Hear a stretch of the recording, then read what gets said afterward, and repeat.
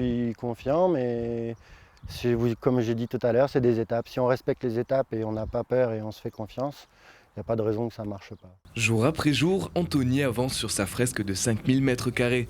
Une œuvre qui attirera à coup sûr les caméras de l'hélicoptère du Tour de France. Pourtant, vu du sol, difficile de voir une vache, un tournesol ou encore les montagnes, mais de plus haut, l'avancée est déjà visible.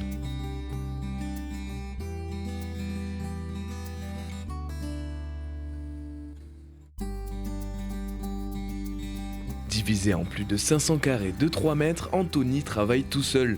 Noix de Grenoble, tournesol, vaches et montagnes, au-delà des symboles, l'artiste, en partenariat avec la Fédération départementale des syndicats des exploitants agricoles de l'Isère, utilise des matériaux biodégradables. Des matériaux que les agriculteurs du département viennent eux-mêmes lui apporter.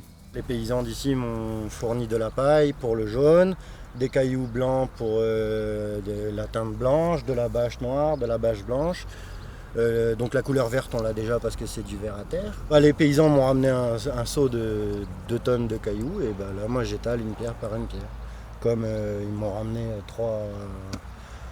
trois rondins de paille et que j'étale à la main en allant petit à petit. En fait je vous dis c'est vraiment, il ne faut pas griller les étapes, il faut être calme et y aller doucement.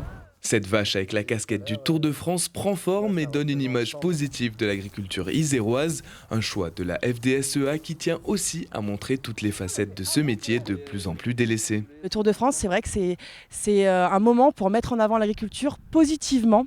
Et on se rend compte que le grand public, ils sont toujours contents de nous trouver. Mais il est vrai que parfois, notamment au niveau des médias ou au niveau des élus, on n'est pas très bien représentés. Et on se retrouve avec une image qui n'est pas toujours possible de notre métier, alors que tout ce qu'on fait, c'est pour pouvoir vivre et manger dignement.